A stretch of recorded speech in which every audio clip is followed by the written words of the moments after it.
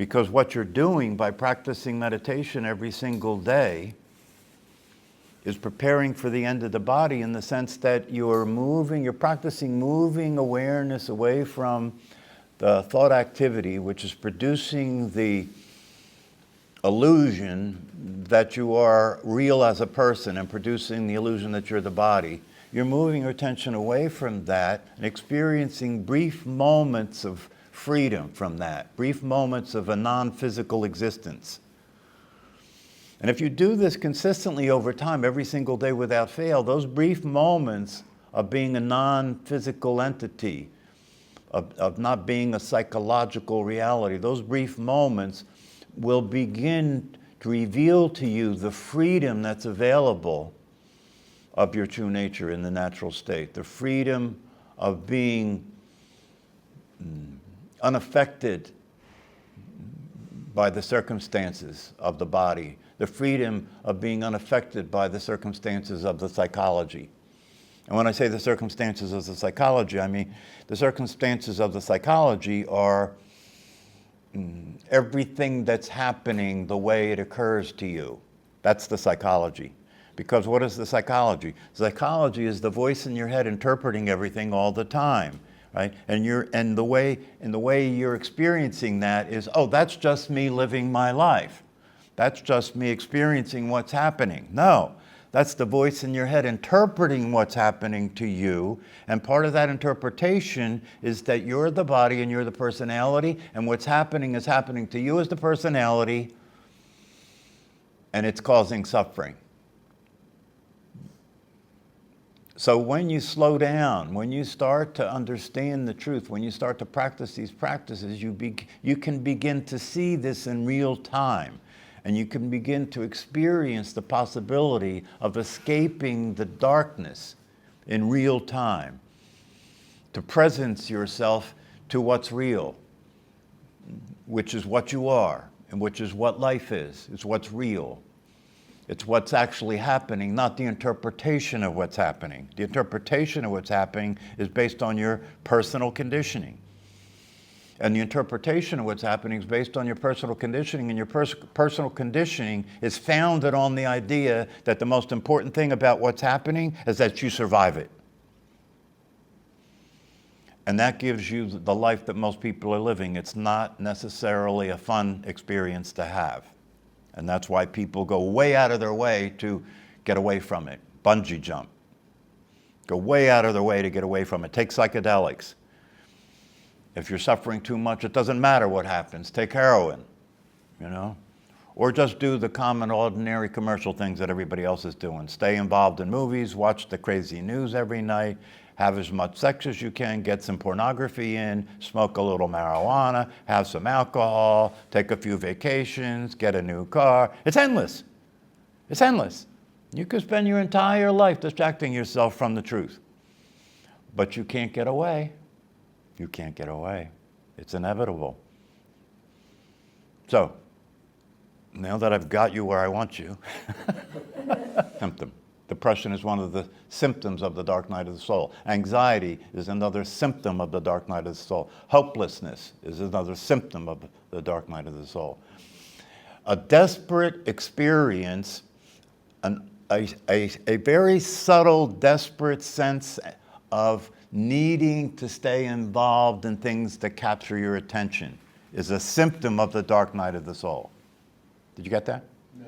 A very subtle sense of desperation about staying involved in the things that capture your attention to keep it away from the truth is a subtle, symptomatic experience of the dark night of the soul. If you just look at your experience, if you just start to pay attention to your experience, what's going on? What are you paying attention to? You're paying attention to the things that are going to give you pleasure. You're paying attention to the things that are going to make you feel safe. You're paying attention to things that don't scare you, right? That's what you're paying attention to. Why? Because there's a subtle, desperate attempt to escape from the inevitable reality. And the inevitable reality is that you are this, or you take yourself to be this body and this personality, and this is headed for disaster. It's already a disaster, but you're not paying attention.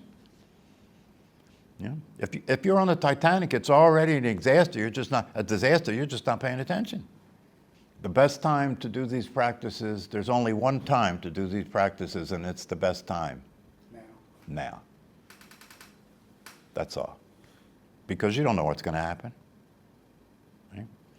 You don't know what's going to happen. And if you don't have any preparation, if you don't have any grounding in the truth, if you don't know what the natural state is, if when the shit hits the fan, you can't move your attention away from the craziness, when the shit hits the fan, if you can't move your attention away from the terror that will be experienced when it looks like you're going to be extinct in a moment, if you can't move your attention away from that and rest into that, breathe into that, relax into that, so that you can bring the experience into calmness and experience the possibility of freedom, experience the possibility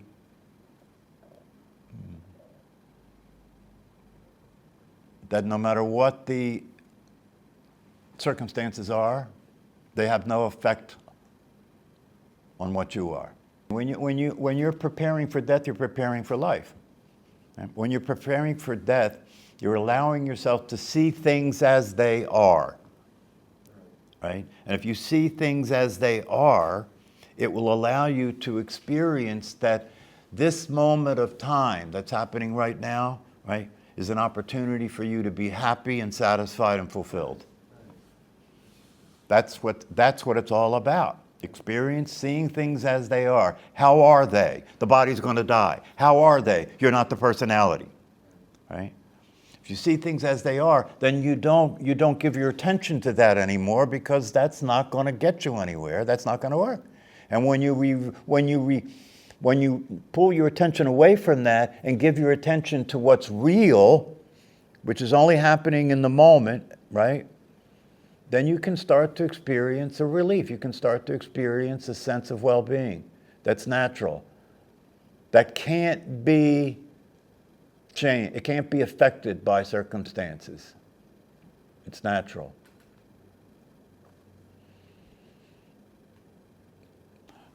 If you're smart, you want to experience it as soon as possible.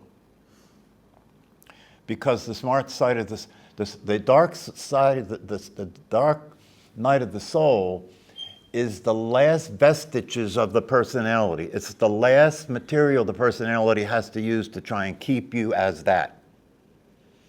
Right? So, you may not want to experience that. I mean, when people hear about it, who wants to experience absolute hopelessness? Who wants to experience, a feeling of desperation and when there's nowhere to turn, there's nowhere you can get, there's no way out. Nobody's going to buy a ticket to that experience, right?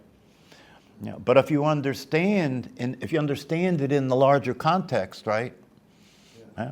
Then when it happens, you understand, oh, this is an opportunity. You've gotten far enough along the path that now you've gotten to the final stage. You've gotten to the last exit. You've gotten to the opportunity to go through something that on the other side of that, you'll be truly free. Truly free. And you have to understand that it's not something that you're going to get stuck in and last forever. It's like everything else. It's impermanent. It's going to pass. My take on it is how long you go through it depends on how much you understand about it, how much practice you've had before that, how much you understand the teachings. Why? Because as you go through it, if you don't resist it, see, the knee-jerk response to it for most people, if they're experiencing that, is to resist it. I don't want this. I got to stop it. I got to control it somehow. I got to get out of this, right? That's called resistance, right? But if you understand the teachings and you've done enough practice, when that starts to happen, instead of resistance, you just presence yourself to it. That's what Tolle talks about in this teaching. If you presence yourself to it, right, it disappears. It keeps disappearing. Every time you presence yourself to it, it disappears. Right? Because it can only happen to you in the form that you take yourself to be, which is the person and the personality. It can only happen to that.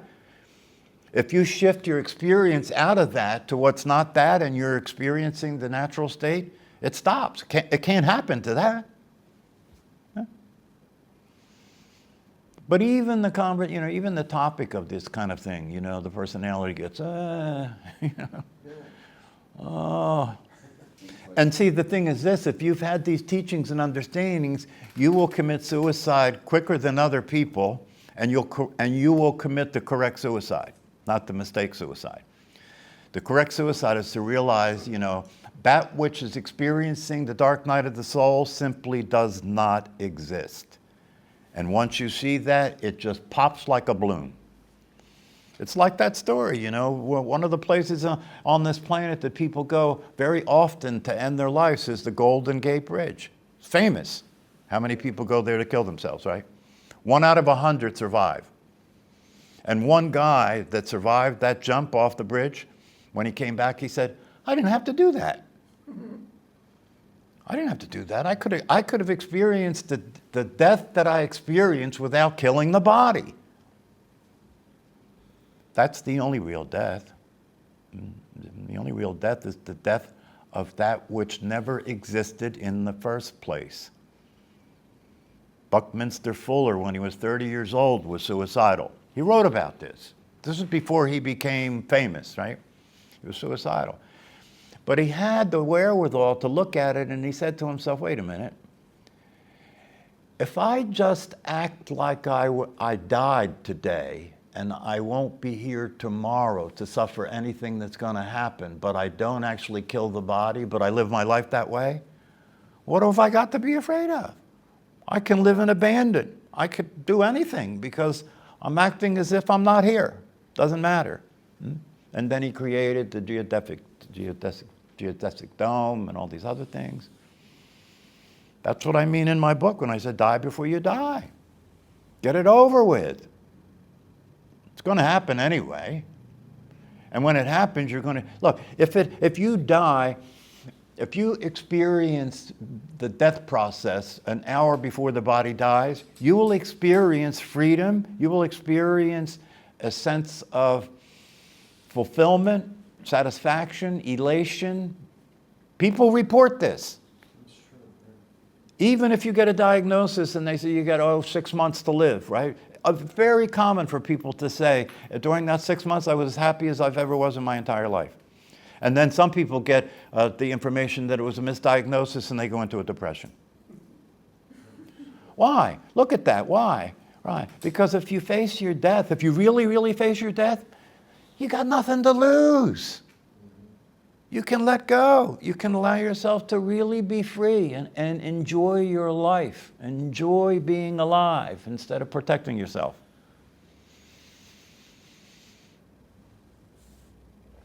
Okay.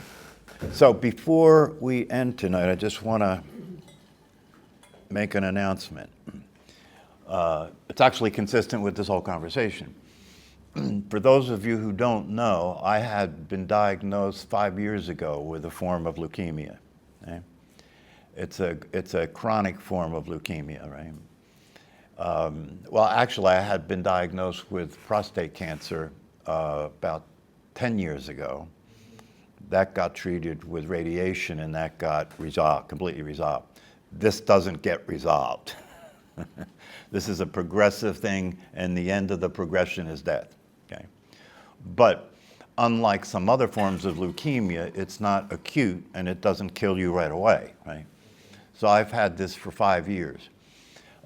Recently, I started to notice symptoms, so it looks like it's starting to become symptomatic, right? So the only reason I'm sharing that with you is because if in the near future the class is canceled or you hear about things being canceled, there's no way of mine knowing how fast the progression will go, right? So I have an appointment to get checked out and get more information about it. But my suspicion is pretty clear that it's starting to activate, right? So it's an interesting experience, right? It's an interesting experience because it's like my Zen teacher says, when you get a diagnosis, the main purpose of the diagnosis is not to make it real for you that you're going to die. That was already real, right? But now you have a diagnosis, right? There's certainty. There's more certainty now, right?